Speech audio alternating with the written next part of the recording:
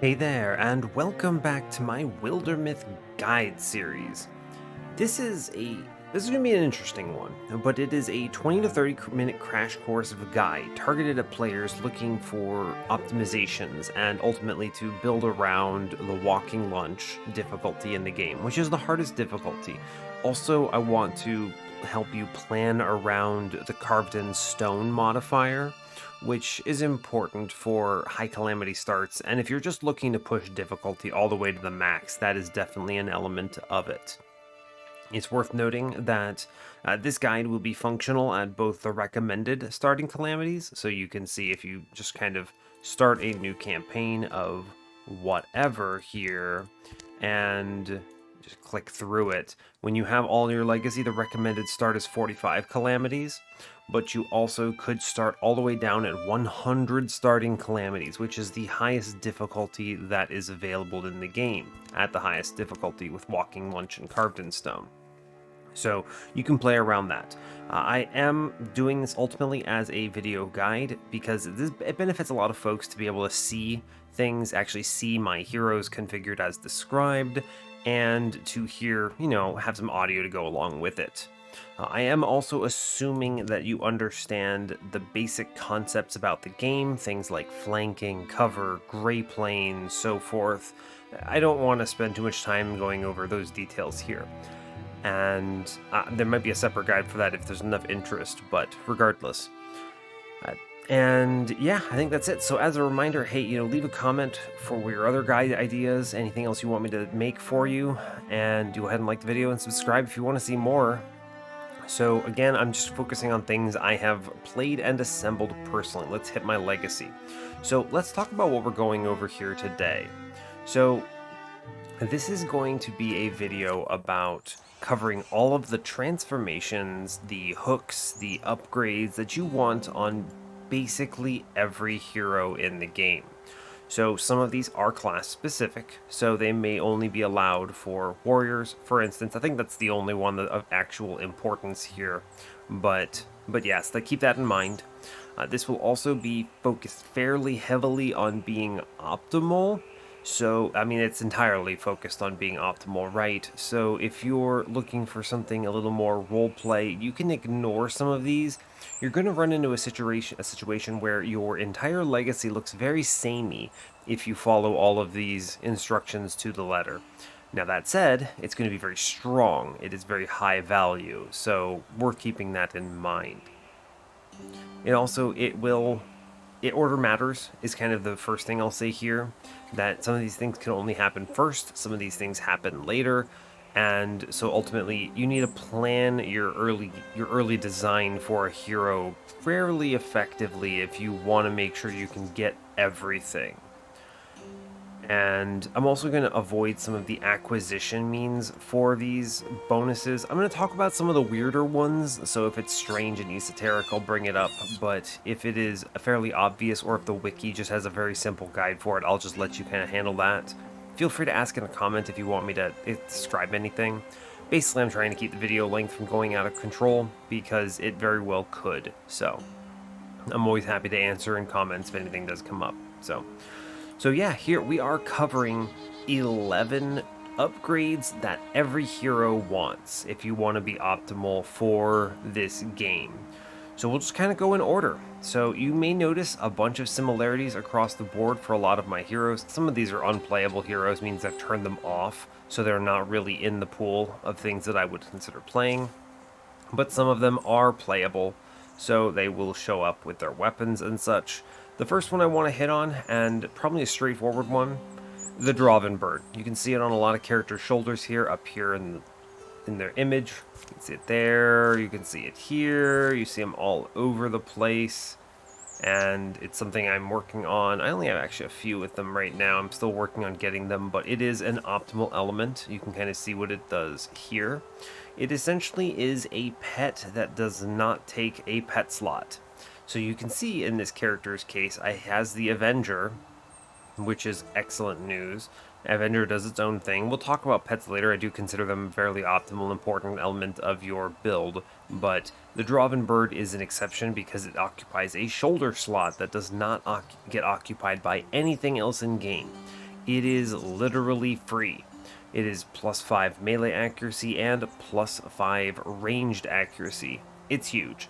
Basically, every hero needs this. It is just free chance to hit, which maybe sounds low impact, but it impacts things a lot, being able to actually hit enemies effectively. So, it is kind of annoying farming for this because you have to change the character's personality stats pre-campaign and then go in with them, and you have to make sure that you have no other hero with the bird in your party or else you won't qualify for it. So it can be a little hard to assemble, and you need a lot of dummy heroes to get it on everyone.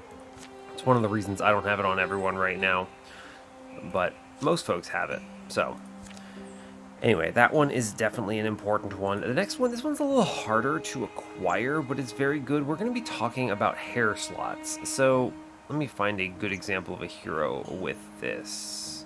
Let's see. I think, where are you? Ah, here you are. Cool. So we're going to talk about hair slots.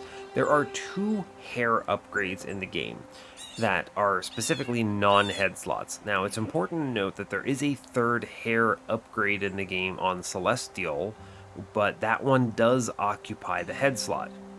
The first one we're talking about here is Frost. So you have to basically make Winterlock angry, and he will slap you, and you have to intentionally fail an event to get Everfrost. It is a passive +10 charisma bonus that simply works on anyone. And because it's the hair slot of a character, you can do it with a head slot. So you can see on this character right here, I have the hair upgrade for Frost, but they also have the shadow head, which means that these do not conflict. There are some conflicts that you should be watchful for. See if I like the head of the frog is a conflict, for instance. There are a few others. I think bear, wolf, crow, and fire are conflicts in this case. So obviously that means that if you have Elmsoul, you're not going to be able to get Frost. I guess that makes sense, right? Some others like the wolf that completely change your head do it as well. And then there are a couple other exceptions in the game's rules, like bear. Why is it bear? I don't know, but it is. So keep that in mind. You can get Frost on a lot of different characters. It is hard to assemble, though. You'll notice that very few of my characters actually have it. Right? Let's see, I don't think this one does. No, it's really difficult to set it up and then also fail the event. It can be a little tricky simply because you have to hit the event with the right character comp and then fail. It's tough, but it is worthwhile. It is literally free charisma. The next one is the other hair slot that you can stack up. Let me find a good character for this one. Where are you at? Here you are. Okay, you can't see it very well on her because she's really old in the Legacy right now, but it's Elmsoul. So Elmsoul is really interesting because it is just a flat +10 recovery rate, and you can stack it on almost any character. Similar to Frost, it is just a free addition to a character that is very effective. It doesn't conflict with any other things. It does mean that during your tidings in between chapters, you can get upgrades that are Elmsoul related, which is a little annoying if you're still trying to build out. So maybe consider getting Elmsoul later. It's a good capstone for a hero. Once you've kind of gotten the build that you want for it, you can then add Elmsoul and go from there.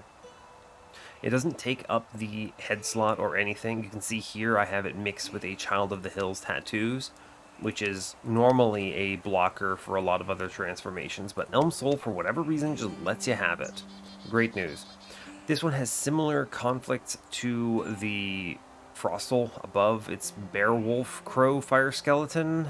I don't think frog is a conflict on this one, but that's what the game says. Whether or not you can actually do it, I haven't tried, but that is worth noting. Elmsoul is really good because, I mean, it's just a recovery rate. You just heal faster between combats. I will point out the other hair slot. This is a conflict, though. I have to find this hero. Here you are. So note that Starheart, it does conflict with other things. This is important. So you can't just add Celestial to Child of the Hills, for instance. It will not let you. This one does use the head slot, so keep that in mind.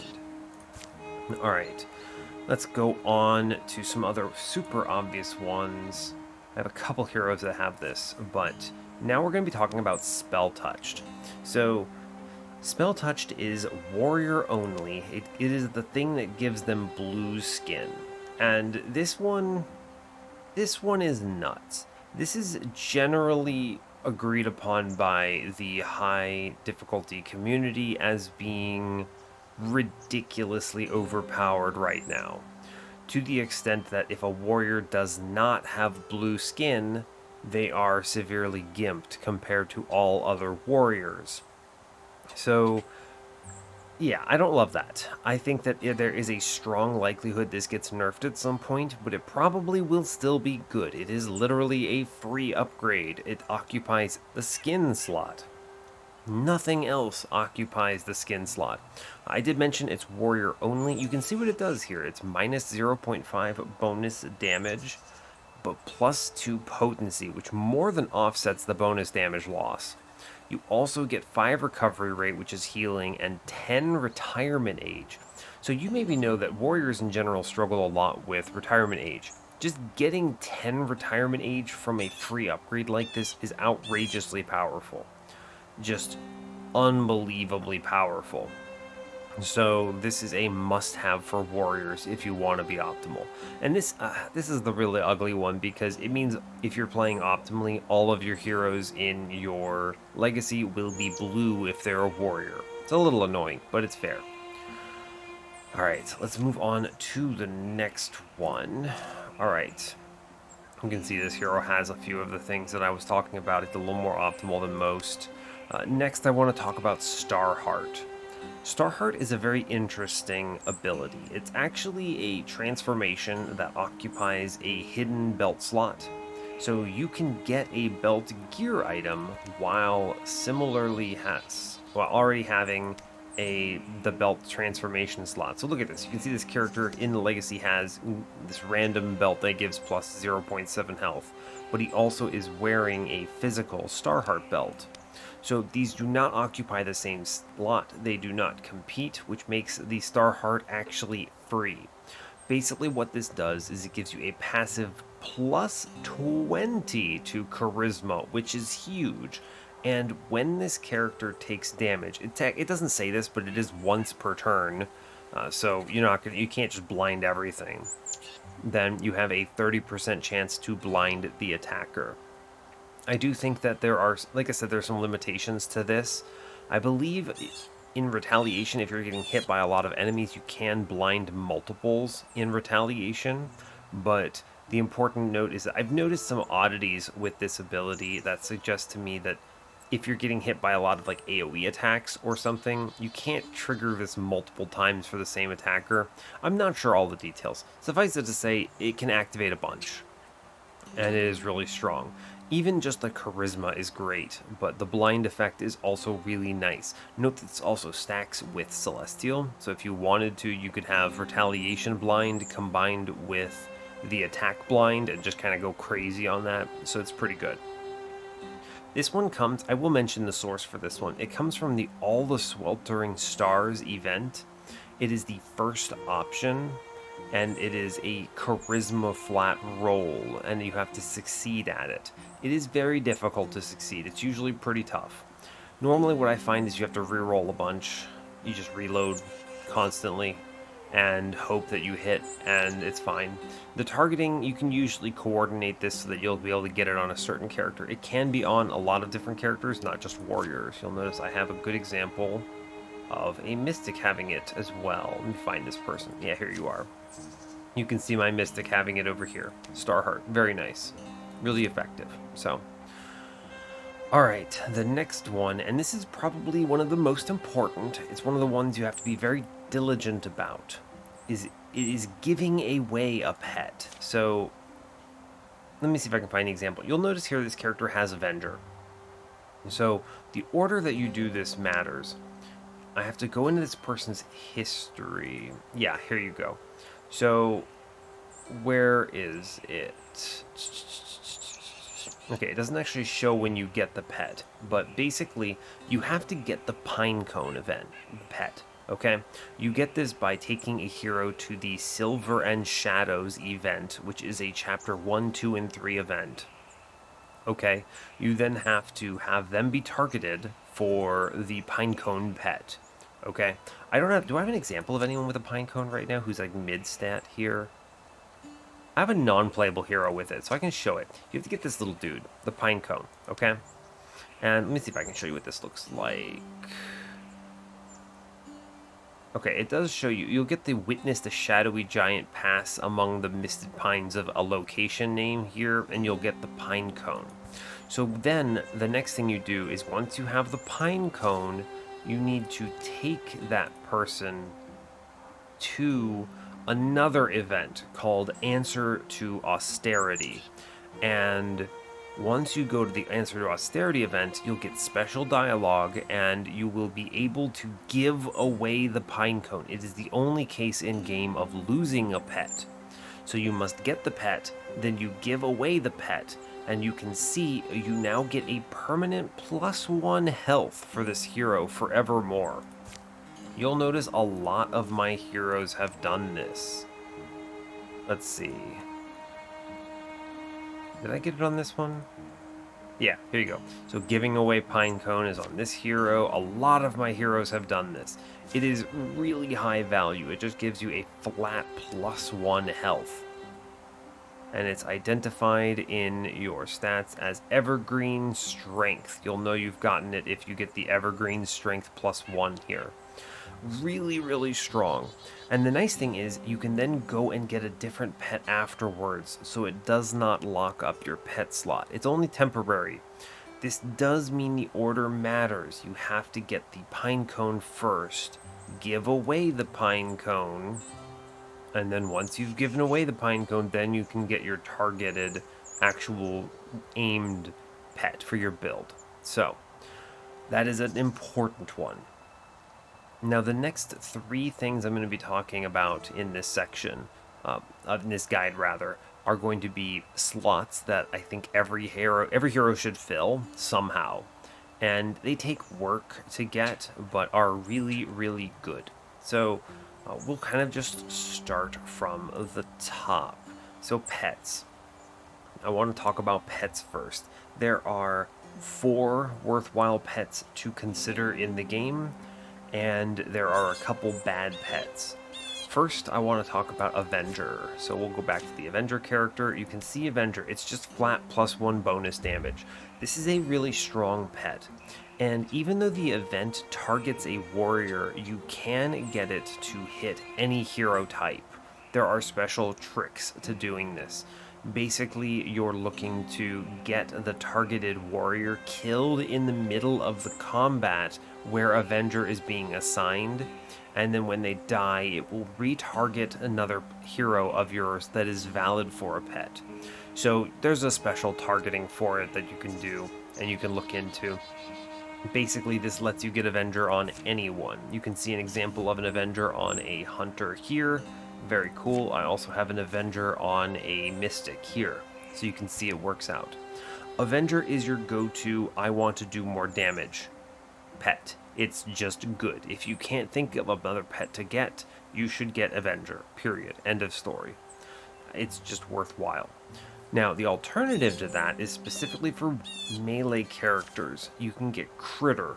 Critter, as you can see here, is +15 melee accuracy. That's a large number. That is a very big swing in accuracy, so that you're going to be guaranteed to hit your target. I think Critter gets a strong argument compared to Avenger. In a lot of cases, you're overkilling enemies, right? You're going to be doing way more than a couple bonus damage over the enemy's life. You're going to be doing 40s to an enemy with 30 life or something like that. So in general, you might not be getting as much value from Avenger as you want. Avenger is good for a lot of small hits. So for instance, I go over here and I look at this dude. He has Wolf Frenzy because he has 2 wolf arms, right? He hits multiple times. Because he hits 3 times, he gets the benefit from Avenger multiple times, which is very powerful. You can actually, if I go over to combat and look at Frenzy, you can see that it gets half bonus damage. We get that plus 0.5 value 3 times, which is really strong. Whereas something that hits only once but needs to make sure it doesn't miss should probably strongly consider Critter. I think the general trend in the optimization community right now is that Avenger is good if you have a lot of team-wide setup for flanking, because you can set up flanks that are now guaranteed hits, and if you can flank, then Avenger is objectively superior.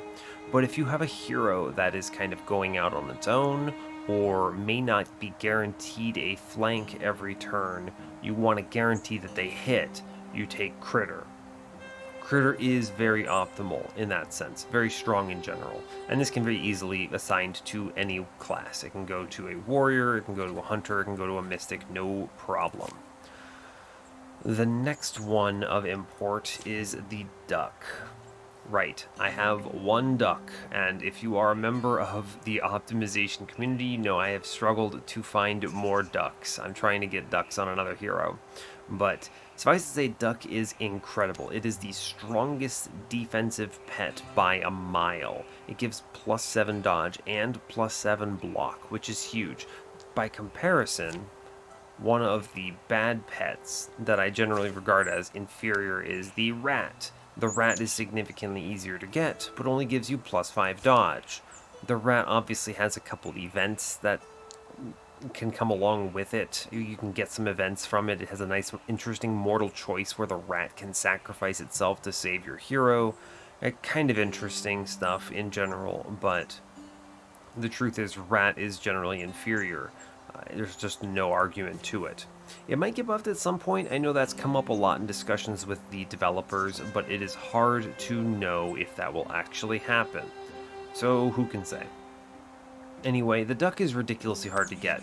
You have to basically find a non-combat swamp tile, and there is the heirloom spring event on it. It will target a hero and they will get the duck. Very, very tough to configure, but very strong. In general, duck is probably one of the rarest upgrades in the game, so despite being ridiculously good, it is very, very hard to farm for. I am currently on 80 campaigns hunting for my second duck, so you know, take it with a grain of salt. Maybe you just grab the rat just because it's accessible, right? At least you can get it by setting goofball pretty high. So this is a really good pet that you should consider, if you can even get it. Next and lastly of the good pets, I want to talk about the fire chicken. So, fire chicken is weird because fire chicken doesn't really do anything passively useful.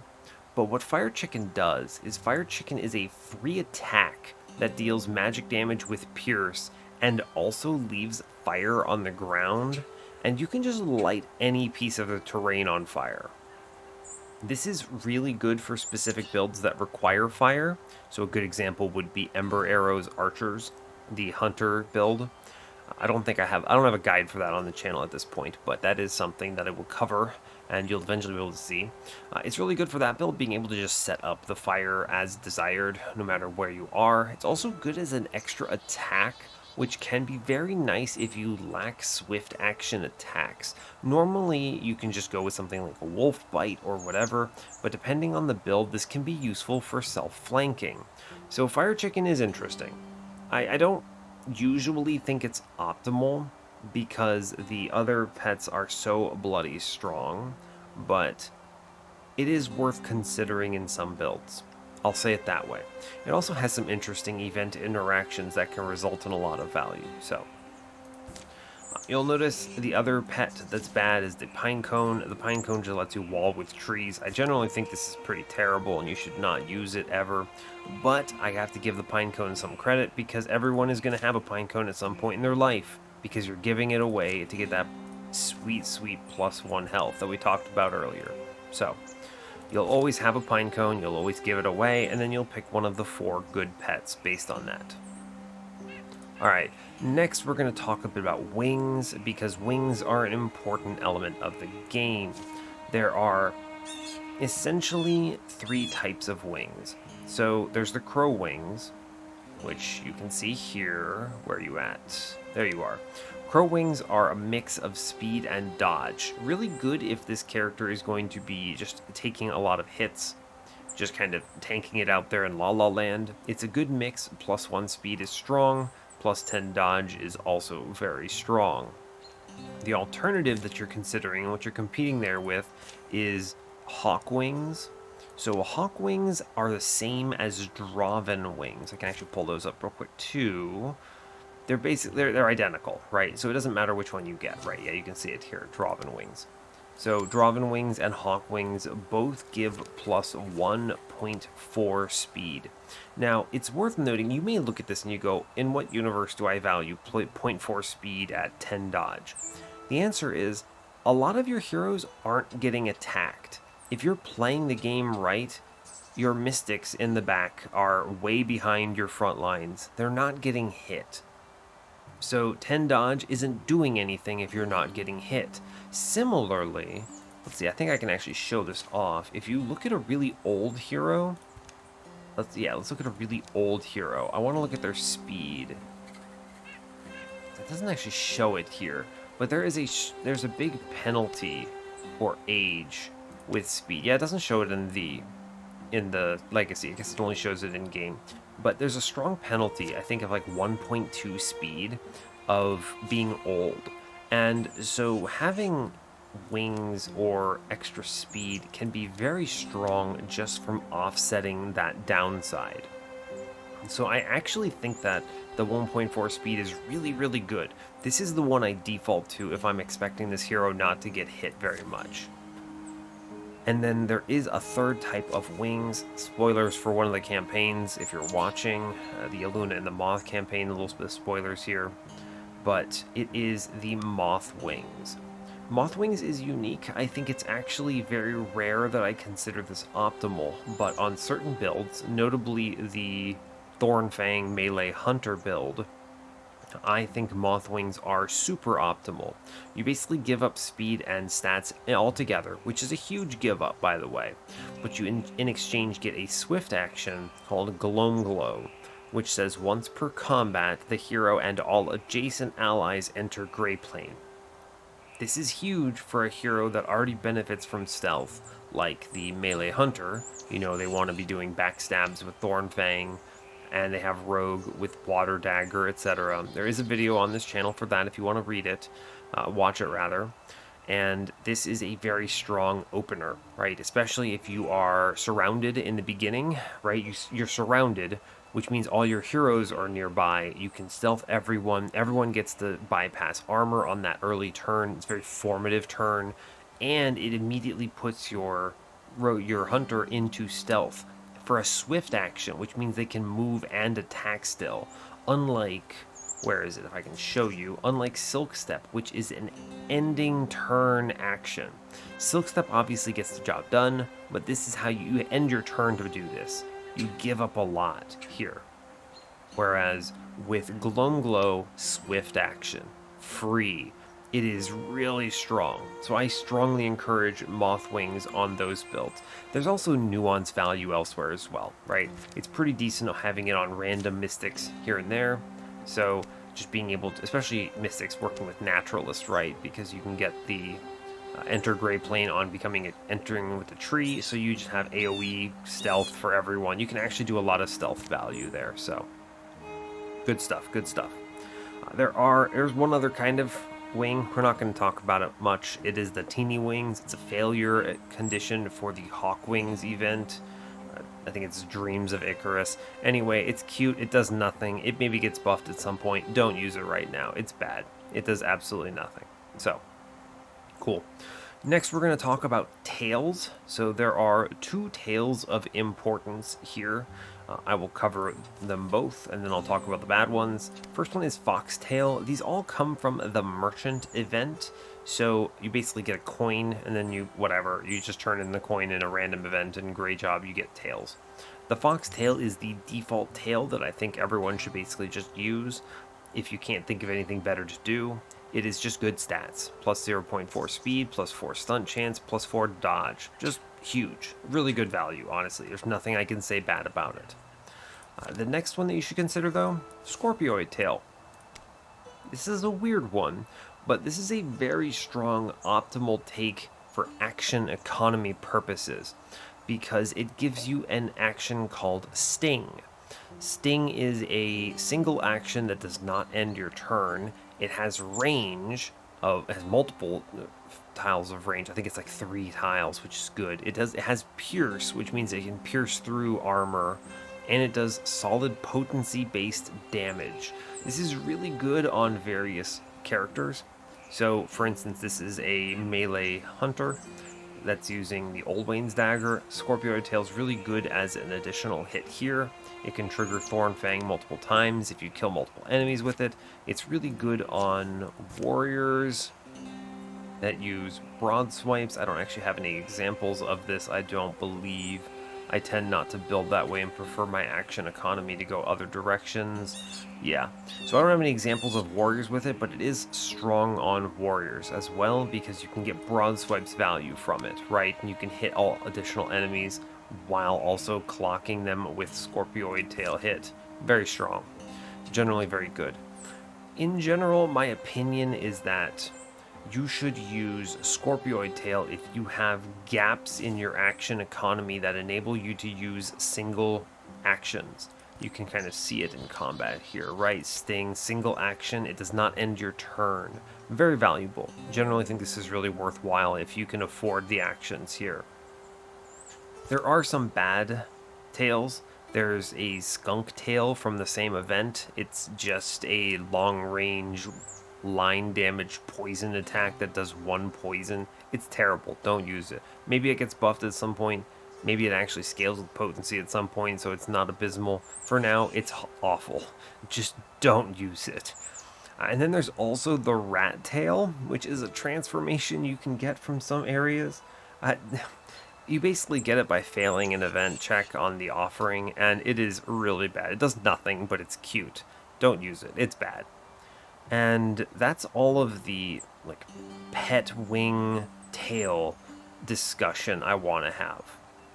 Next, we're going to be talking about 2 ridiculously important elements of your character that you need to be considering to optimize. The first is going to be hook quests. So you'll notice, you probably saw, that a lot of my heroes have the weird and shame hook quests. So this is really important because the weird hook quest gives you potentially plus 0.7 potency permanently. You can see it here. It's huge value. Alternatively, you could turn this around and get 0.5 health, 0.5 armor, and 0.5 warding permanently. The fact that these are permanent upgrades to your character, massive. The next one that matters is the Shame hook quest. It is plus 1 health permanently. It's a lot like giving away Pinecone. Doing this hook quest is huge. It is just so much value. You always take this. The last one that is worth it, and whether it matters to you or not, is on you, right? But it is the Slacker hook. So the Slacker hook gives you either plus 15 charisma or plus 15 tenacity. These are valuable, right? It is worthwhile, but if there is something else that you could see value from, you might consider some other hooks instead of Slacker, right? A good example would be if you have the Loyal hook, you would qualify for the Will of the Forest Great Spear, potentially good for a build if you want to spawn a lot of trees and get some decent potency. It becomes a lot more useful now that the Empowered Bone Spear has been slightly nerfed, right? So the Empowered Bone Spear no longer is doing plus 4 potency, it's now plus 3, so it's a little more on par with Will of the Forest. Alternatively, you might consider, if we go over here, you might consider the Integrity hook, simply because the Integrity hook gives you the Skeletal Transformation and Oldwain's Dagger. So, you'll notice a lot of my heroes do not have these excellent hooks. This is an important note. It's because you must select these hooks on character creation. If you do not select them on character creation, you cannot benefit from them. You cannot swap them around after your character has been made. And that matters. Like, see here, we're missing so many of them. It's a real shame. But basically, this is why I'm making this video, right? Because normally what happens is you play the game as a new player. Even if you are optimally minded, you don't realize that your starting conditions for your hero affect your end state so strongly. So maybe you play the game a bunch, you get a lot of really good heroes, you invest a lot of work into them, and suddenly you can't get those upgrades. It's not the end-all be-all, but I want to make sure you know about them in advance. Any new heroes you make should absolutely be able to benefit from the hook quest choices that you make. It's pretty much always Weird, Shame, Slacker if you don't have anything better than Slacker. So you could do Weird, Shame, Integrity, for instance, would be a good one if you want to make it optimal. Skeleton, for instance, etc., etc. So the last thing I want to talk about is optimized upbringing stats. So you'll notice here there's also a passive here as well. This is something I didn't know about when I started the game, and hopefully you'll get some value out of knowing this here. But basically, you're looking for upgrades here. If you re-roll a character, I can actually show you what this looks like. Let me back out of my legacy. We're going to a new story. I'm just going to create a new campaign with some new heroes, whatever, random settings. You go in here to the character creation page. You look at stats. Where is it? Actually, it's in their history. Yeah. See this passive section? Every time I hit reroll, I get different stats. Okay? And it's actually a pretty decent roll, right? You get 90 charisma. So some of these they're all randomized. You cannot control this. I cannot go in and pick what stats I want, which makes this really annoying. But basically you sit here and you reroll until you get a good hit. Okay? You can see 0.4 potency. The important ones to keep in mind here for a normal hero is that you're looking for either a plus 1.1 speed stat or a plus 0.6 potency stat. You might be looking for other things. You can see you get health and some other stats as well. You might go defense with dodge and block. Those are certainly all valid as well. But basically you're going to sit here and you're going to click reroll until you get stats that you want, because you can always change the way your character looks afterwards, and you can always change the hooks afterwards. So even though it randomizes some hooks, then you make them, you make them your Weird, Shame, Slacker, right? So assuming you wanted these stats right here, yeah. It's also worth noting that there is a unique set of stats for the Monarchs Under the Mountain campaign. If we go in here, there's one character that is not a legacy. This needs a rescuing character. If you go in here and you look at history, this person gets different stat rolls. They look very different. This opens up things like bonus damage. Let's see if I can find a stunt chance shows up here, and you get some other things as well. So this is a very interesting one because you can get some good unique rolls from this by playing them here. Look at this, plus 0.4 bonus damage, plus 0.4 potency, and plus 3 stun chance. This is a really good roll, actually. I might make this hero. But the important thing to note here is that you can still choose all of your hooks. There are no limitations here whatsoever.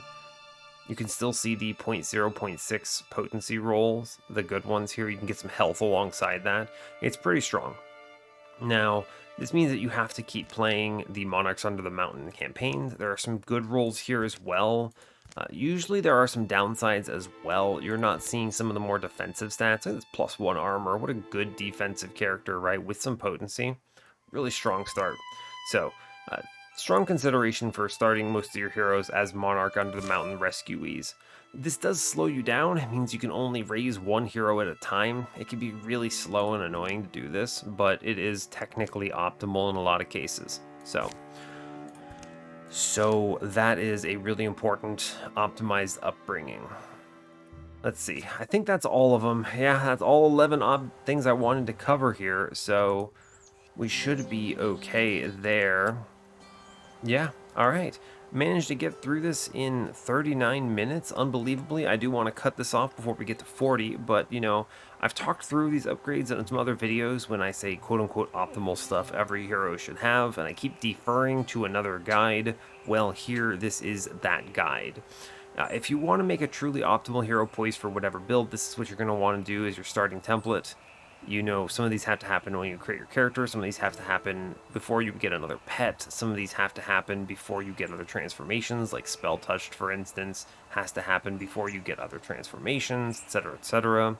So time sensitivity matters. It's really annoying. I wish it were easier. You always have the option of using dev mode if you want to. There's instructions on the wiki for that. Just kind of Google wiki Wildermyth dev mode, and it'll come up as the top hit. So you can maybe tweak it a bit if you want to just cheat that way. It kind of takes the fun out of it, but fair enough. And yeah, I do want to reiterate something here. You notice how a lot of my heroes are not perfect, right?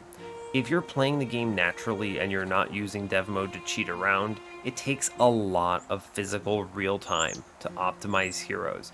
You'll notice some of my best heroes do not have Mr. Shoulder Bird. Some of my best heroes maybe don't have perfectly optimal hooks. If we look here, you can say, oh no, I don't have Slacker. Like, okay, fair. There's a lot there. But regardless, you don't need to be playing at 100% optimization to win this game. That is important. I generally say, and that's even on the hardest difficulty, I'm talking Walking Lunch, Carved in Stone, 100 Calamity Start. You do not need 100% optimization. It is flourished to make it easier for you, but it is not required. I generally say you probably need about 85% optimization. So things like missing one hook is not a big deal. Missing a couple hooks, not a big deal. Missing one transformation of the Drauven Bird on a character, not a huge deal. You'll be fine. You may want to still work towards that optimization, for sure. But it's not the end of the world if you miss it, so. And I think that's everything I've got for you. Managed to keep this actually, 42 minutes is pretty good considering what we all went through. But hopefully this has been useful. So thanks a lot for watching this. I really appreciate your time. As always, you can give the video a like or a dislike if you want. You can subscribe to the channel if you want to see more. And stay tuned for what's next. Take care, folks.